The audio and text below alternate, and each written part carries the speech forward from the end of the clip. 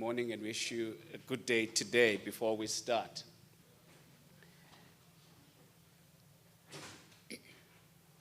My name is Lonwabo Patrick Kulati. I'll be the program director for the duration of the conference.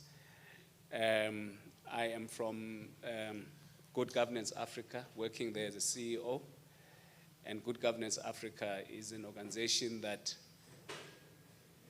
advocates, conducts research, and publishes on issues around good governance and a whole gamut of things that we're going to be talking about and dealing with over the next few days. And in your bags, you will see this material. This is an example of some of the stuff that we publish. Every quarter, we have a publication called AIF. So I invite you to please go onto our website and subscribe.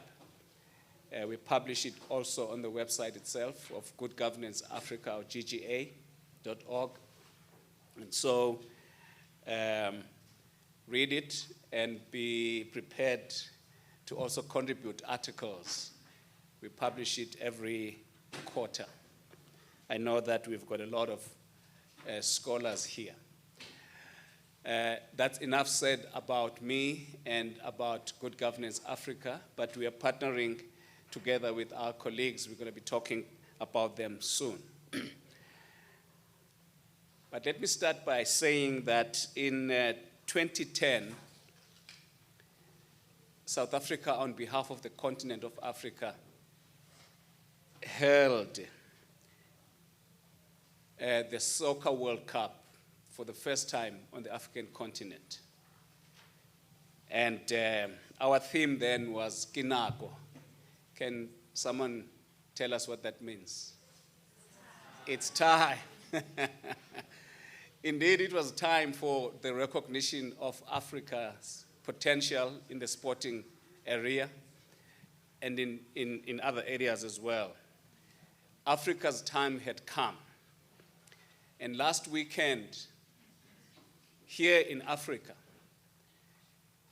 we hosted the G20 Leadership Summit, again on behalf of the whole continent for the first time on the African continent. Our theme this time is solidarity, equality, and sustainability. In 2010, the players were soccer stars. This time around, the players were global political leaders or national leaders, business leaders, academics, scholars, civil society, children, think tank leaders, and many, many people who played a very, very important role in shaping that agenda and the stuff that came out from there.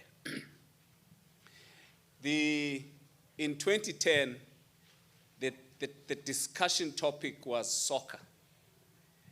This time around, the topic of discussion, or the topics of discussions, are bigger things: AI,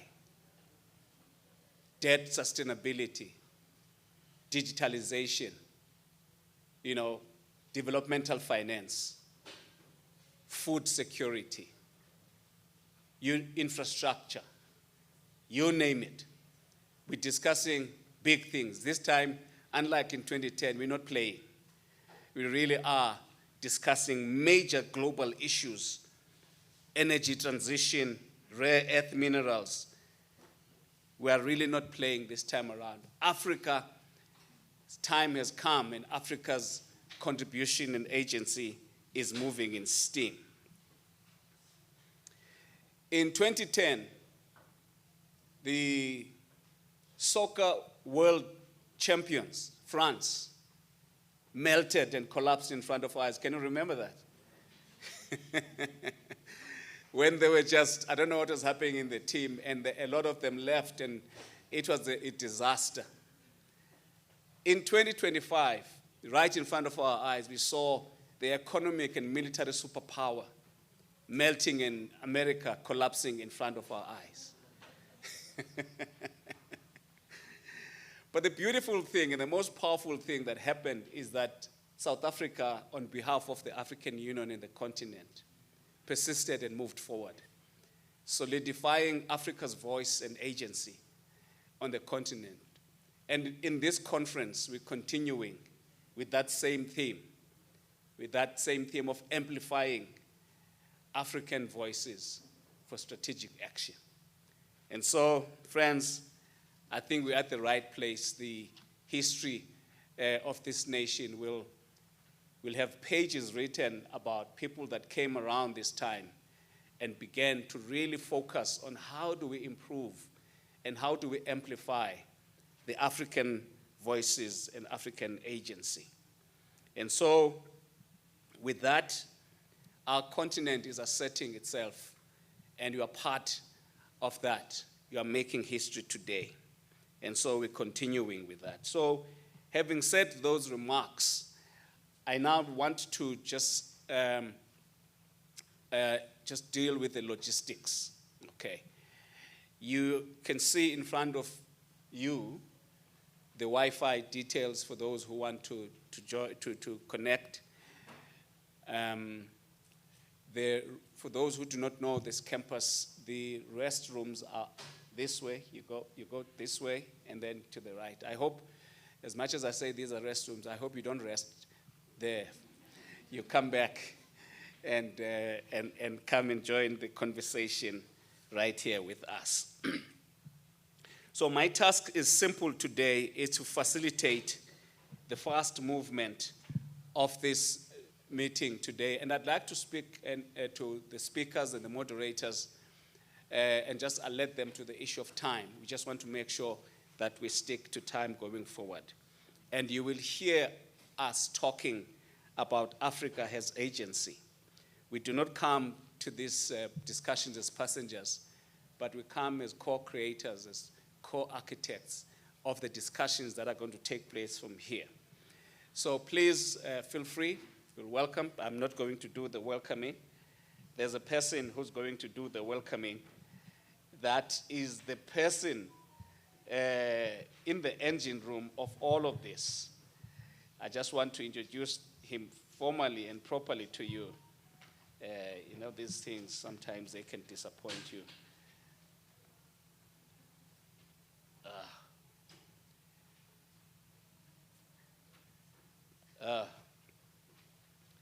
All right. I'd like to invite in front of us to come and welcome us formally Dr. Bob Wekesa.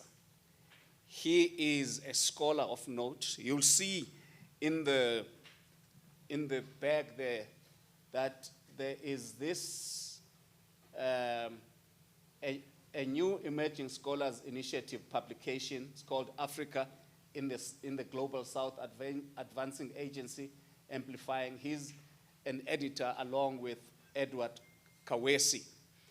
Not only that, but he is the director of the Africa Center for the Study of the US.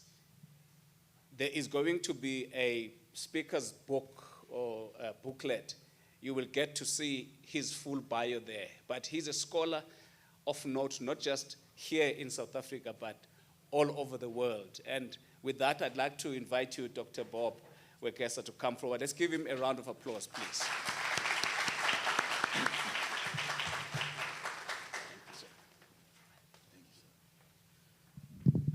Good morning, ladies and gentlemen.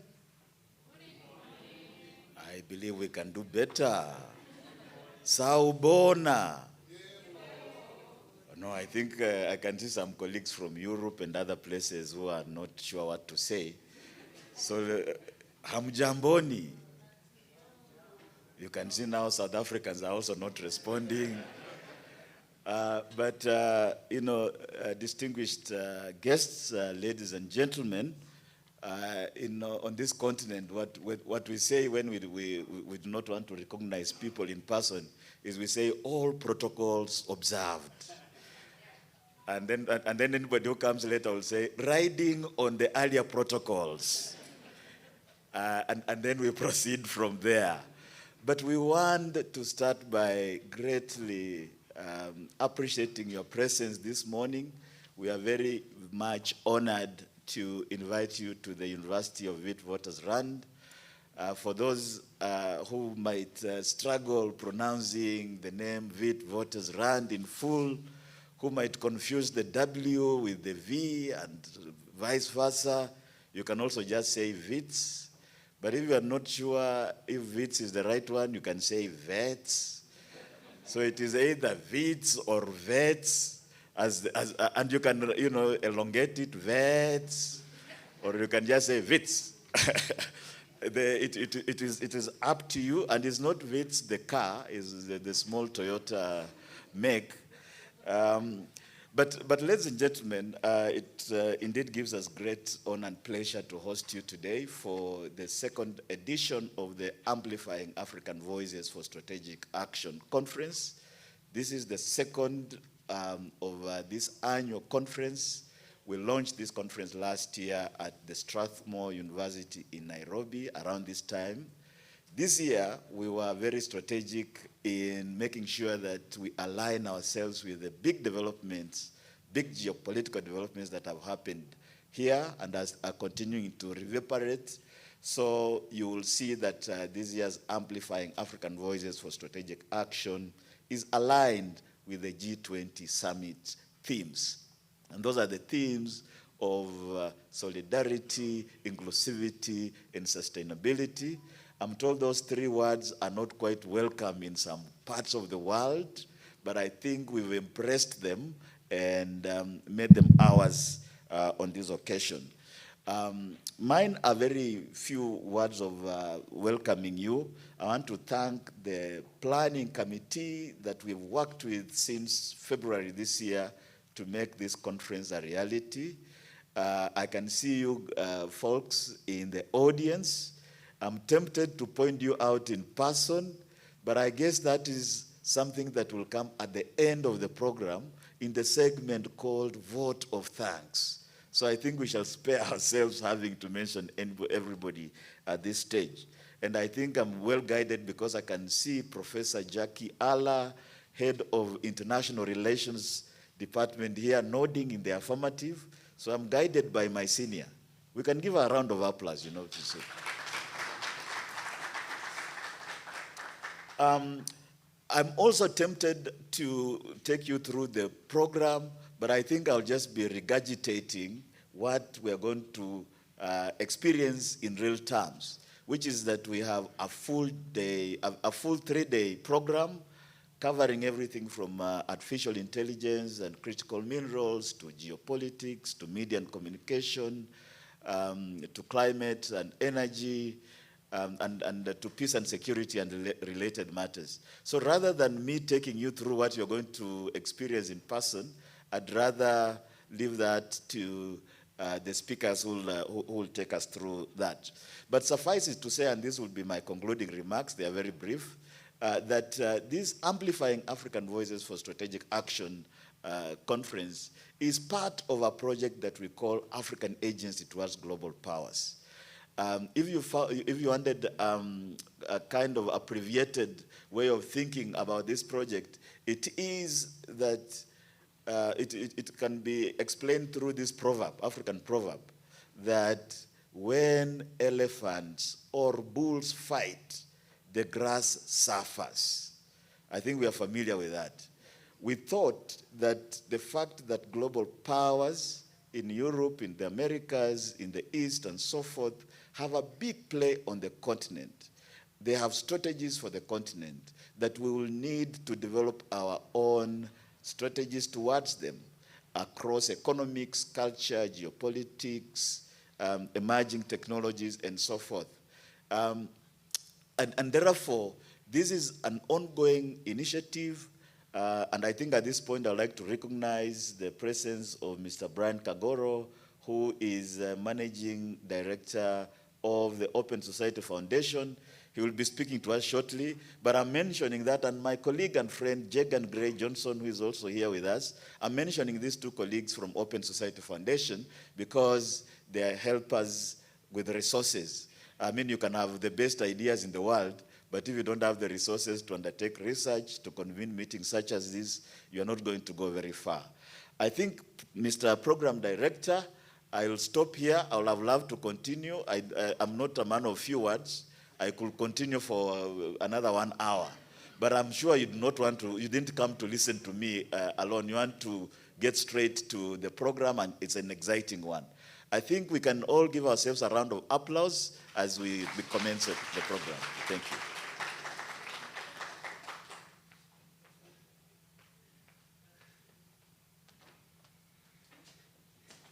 Thank you so much, Doc, for those words of welcome. I hope you are now feeling really welcome here. Now, it gives me pleasure to invite to the front Professor Jacqueline DeMatos Allah, the head of discipline, Department of International Relations here at Wits. I think also, if you want to know more about her work, which is really, really, really great, please look her up. But after this, you're also going to get your pack so that you can know. But Prof, welcome. Thank you so much. Thank you. All right.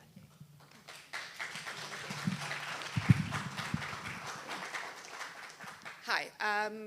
You got introduced to me by my long official name, but I go by Jackie Allah. It's easier. I wish Wits had used that for my email address because it would be a lot easier to type out than DeMatos Allah. But welcome to Wits, everybody, and for our guests, welcome to South Africa. I hope you feel warmly welcome. If you're not from Africa and this continent, okay, welcome, okay? And you should feel warmly welcome because Africa is really a warm and hospitable place. And so, welcome everybody. And following on the protocols observed, I'm still observing those protocols, but a warm welcome to this university, to my university. It's wonderful to have you here and to really now get into the crux of the matter. And I thought that I would this morning just reflect briefly on what happened this weekend to inspire us, to get us to think, to get us moving. And so what was extraordinary about this weekend is that the declaration at a G20 is usually given at the end. Okay? This time, the declaration was given at the start of the leadership conference, okay? Signaling that consensus had been achieved. Okay? And also a good indicator that,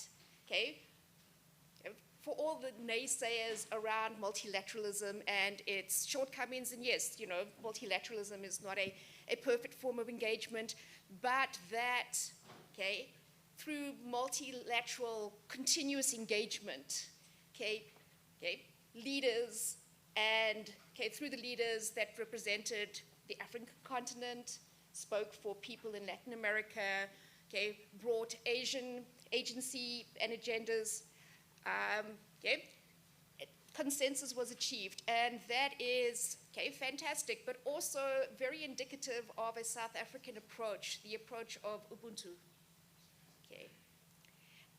And you can see this in the themes. And consensus is also indicative of how seriously delegates took the idea of solidarity in a world where we are increasingly divided on the issue of equality, economics, ethnicity, gender, conflict. The G20 this week and in the weeks running up to it was a concise and clear statement that these things didn't need to be insurmountable obstacles, that consensus can be built. And Ubuntu is all about building consensus. And it is something, okay, it is an idea that is not just a Southern African idea, but these are ideas that exist across the African continent. And these are ideas that make Africa and Africans strong. Okay? And it signals to the world that Africa and African countries should not be excluded from, okay, global geopolitics, that Africa and African powers have roles to play in conflict resolution, okay, and in conflict management. And these should definitely not be the exclusive domains of, okay, international superpowers like the United States, because when only one country gets to dictate the terms of peace, okay, you're going to get an unequal peace. Okay, you're also going to get a golf course and casino in Gaza and probably in parts of Ukraine if the Americans are negotiating your peace. But you're getting one-sided, you're not going to get consensus, and you will not ever get sustainable peace agreements when, okay, the parties that negotiate them only represent one side and use power politics to resolve conflicts. And central to the G20 declaration was the acknowledgement of the fact that multilateralism is a good way of engaging and bringing people to the negotiating table. It's a good way of building long-lasting, sustainable peace, not only on the African continent, okay, but globally. Okay. And so solidarity was, okay, something that was front and central to this weekend's G20. Then, okay, not only does it, does the G20 redefine, the role of Africa and African agency and the role of Africa on the world stage, it also foregrounded issues that are not just African issues, but they are global issues. And so it would be a mistake. I've seen lots of people going, South Africa picked things that were very pertinent to Africa and to the global South. Solidarity, equality, sustainability, okay, are all are global issues. Okay? We live in a highly unequal world. Okay? We can do better on including, okay, being more inclusive, okay, especially with communities that are marginalized, okay, refugees, migrants, women, youth, okay, people with disabilities, okay, the aged. Okay? In every society, you have people who are marginalized, okay, and excluded, and this G20 sought to bring them from the margins into the center. Okay? And then the issue of sustainability. Okay? And we're talking about climate sustainability. We are missing climate goals magnificently. And politicians, because one of the problems with having electoral systems is that politicians tend to think in the elected cycles. So South Africa, 5 years, America, 4 years. And so, what policies will get me elected the next time? And so often what we see in international relations is that, long-term sustainability initiatives that we should be undertaking are being, moved over or, negated by short-term political gains. And so everybody is trying to get to net zero, by banking on, doing all the emission cuts right at the end, which puts a substantial amount of more pollutants into the environment. Okay? And we're talking about areas of sustainability when it comes to food security, environment, and it's also important to note that, we're also talking about inequality. We need to look at trade and global finance. Even though we've made a lot of progress in development in Africa, development initiatives are changing. We can no longer rely on big European powers to finance our development. Okay, trade is becoming more important. Okay, Africa is shifting and looking to other countries and other trading partners. And it's not the first time. Africa, before colonialism, had a thriving intercontinental trade. Okay, it had North African intermediaries that facilitated trade relations from West Africa, across the Sahara, into the Middle East, into Asia. Okay? We had discovered Asia a long time before any European got around the Cape into trading with Asia. We were part of a thriving, flourishing, intercontinental, trans-Indian Ocean into the Pacific trade system. And it was a system whereby Africa prospered. Okay?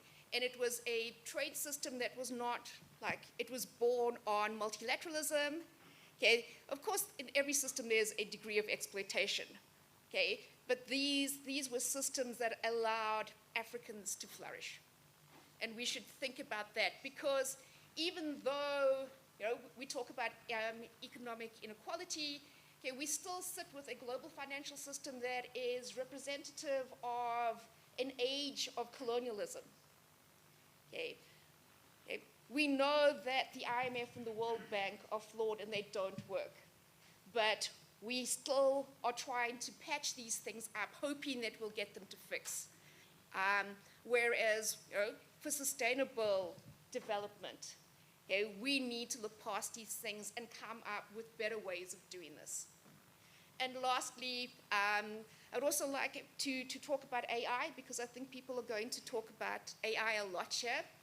And we need to, as Africans, and people in the global south, to really understand the benefits and the shortcomings of AI.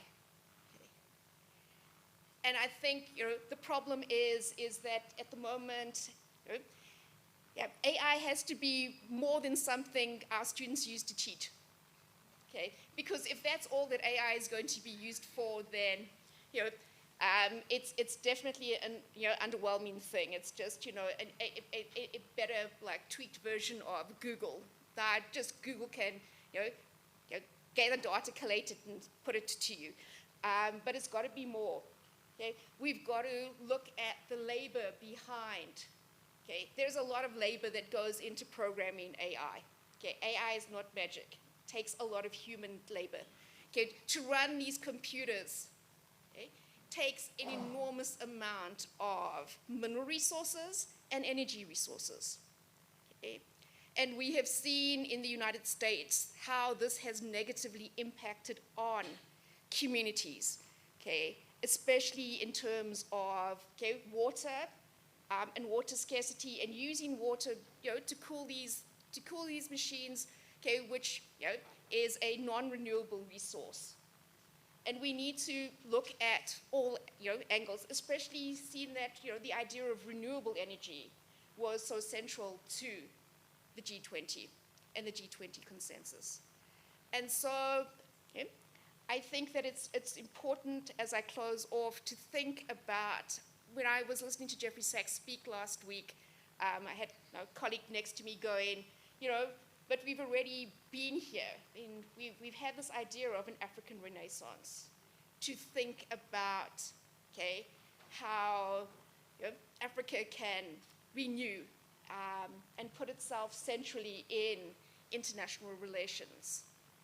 Okay?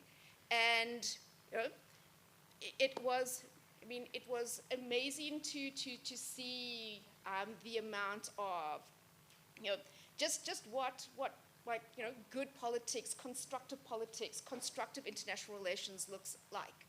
Okay, we're so used to seeing international relations where, it's acrimonious and hostile. And I think what was great about this weekend was that we saw what international relations could be, sustainably, for the future, when countries work together. We've seen this, COVID showed us that we can achieve so much more as a global society when countries and people and big drug conglomerates work together to achieve something, that competition and conflict is not necessarily a sine qua non for achieving greater, greater productivity or greater knowledge, that actually consensus, okay, and sharing is the way to go. And that goes back to the idea of Ubuntu. Okay, thank you.